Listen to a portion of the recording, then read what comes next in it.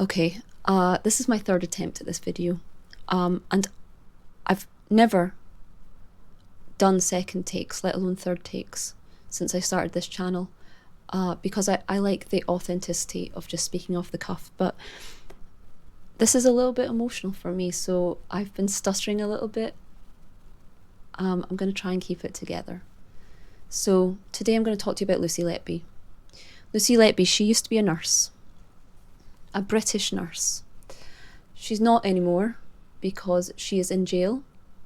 She is in jail for life for the murder of 7 babies under her care and the attempted murder of another 7.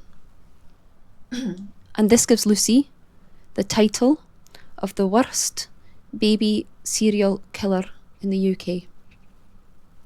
Now, the worst baby serial killer in the UK is someone I have absolutely no sympathy for. I'm perplexed and horrified at them, and I feel uncomfortable even thinking about them. But there's a chance it's not Lucy, and it seems to be quite a real chance. I'm talking to you from Hong Kong. I've lived here since November. Because I moved here so soon before Christmas, it didn't make sense to go home for Christmas, so instead my parents and I agreed to Skype on Christmas Eve. On Christmas Eve we were having a lot of fun over Skype. We were laughing about the Greg Wallace scandal. We were talking about the Gavin and Stacey Christmas special that would be coming out the next day. We were just having a good time joking about all things British. And then I said to my parents, recently I've been reading quite a lot about how Lucy might be innocent. Lucy Letby. I couldn't just say Lucy, they wouldn't know who that is. I've been reading quite a bit about how there's a chance Lucy Letby's innocent. What do you think about that? There was a tonal shift. My mum was like, Kate, no. So immediately angry, straight into mum telling off mode. And then my dad said, Kate, please don't do this, okay? There are some people in society who just don't trust authority. And so whenever they get the chance, they write conspiracy theories online to undermine authority. Don't read into this, Kate. This was a very interesting moment for me, what my dad had said, because I had always viewed people not wanting to talk about Lucy Letby and her potential innocence from the perspective that we just didn't want to think about dying children, dead children, and that we didn't want to upset those children's parents who've been through an unimaginable hell. I didn't even think about what my dad's point, which is the second thing. The other reason people don't want to talk about the chance that Lucy's innocent is because if she is, it's very scary. It means that our justice system is flawed in a terrifying way. And it means that our NHS is flawed in a terrifying way. And these are institutions that we're completely reliant on to keep us safe and to keep our country upright. So thinking about the idea that they could have got something as awful as this wrong is not in our interest, because it puts us at risk.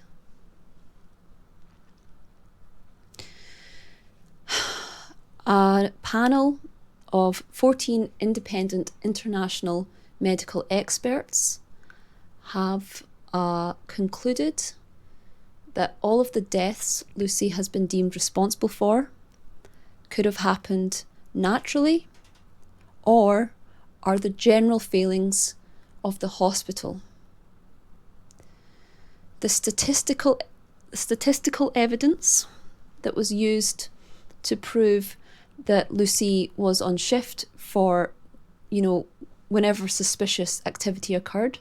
It turns out that that wasn't accurate. But even if it was accurate, you don't want to feel comfortable with statistical evidence, because probability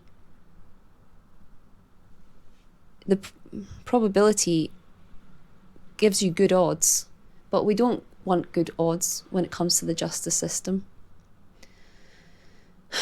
There's good odds that you'll never win the lottery, but someone every week does. I'm sorry, I am a little bit upset. Let's be really, really clear. She could be guilty. And I suspect that in a scenario where she's guilty, it's probably the tip of the iceberg. This is what she's been caught doing. But what are the chances that more of the children who've died under Lucy's care, it wasn't because of murder or attempted murder, If Lucy has done these 7 murders and 7 attempted murders, then I think she'll have done a lot more that we just don't know about. So it is possible she's guilty, and this is a situation where it's, right conclusion, wrong methods. But even in that situation, I don't think there's any appropriate response except to feel incredibly uncomfortable. Because someone is in jail with the label of worst baby serial killer in Britain, with wrong methods for getting her to jail. And, that means she could be innocent. And if Lucy could be innocent, then one day it could be you who's innocent, but who goes to jail. Or it could be your children who's innocent but go to jail. And we all know that this has happened to good people in the past.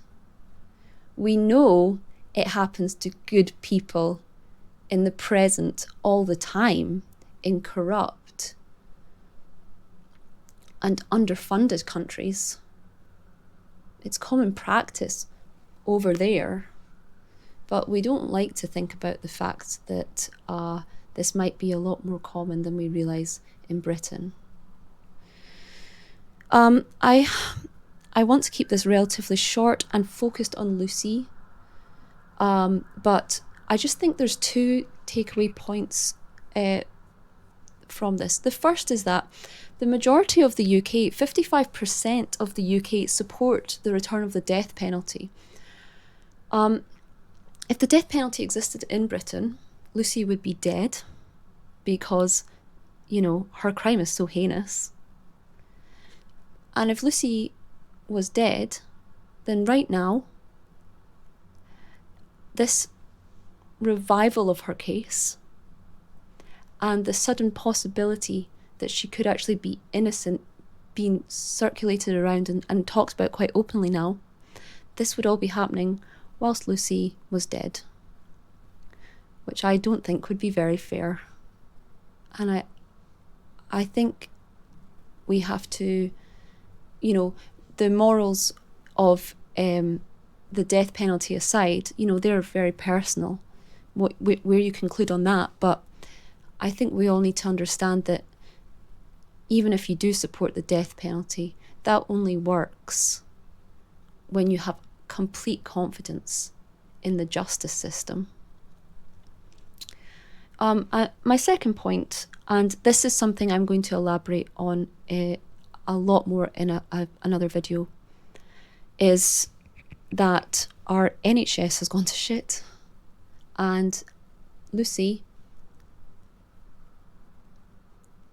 in the same way that your grandmother has probably been a victim of the NHS going to shit, and perhaps you have been a victim, I have been a victim of it, but it seems like Lucy has been a massive victim of the NHS crumbling underneath Britain's feet. This isn't a video where I provide answers for that or even discuss it any further. But I just want to understood that I am going to make a video on the NHS. I have so much love for the NHS, and I think the values that it stands for are phenomenal. It needs to be protected at all costs. But when I say the NHS needs to be protected at all costs, what I mean by that is the NHS, the theory of the NHS, not the modern day practicalities of the NHS.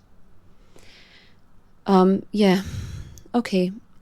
I think that Lucy could be home with her parents for Christmas in 2025. But let's be clear, her life is still over. She's lost years of her life. And I think we've all been through hard times, right? You know, a horrible breakup, being dumped, being sacked, losing a loved one. When we go through those really tough periods, we feel so isolated. We feel so alone. But the truth is we're not, because a lot of people have been dumped. A lot of people have been sacked. Everyone eventually loses their parents. It's horrible, but we actually do have a lot of people we can talk to who can relate to us and make us feel better and feel comfortable talking to us because we're familiar. Lucy does not have that. No one knows what it's like, or basically no one knows what it's like to experience the entire country despising you, you being seen as having committed a crime so heinous that you can't even surely be human, and then being sentenced to life in prison with no possibility of parole, and just having to reflect every single day for years that this is your life forever. Lucy is alone right now, emotionally, as well as literally. And even when she comes out of prison, as I think she will, the trauma and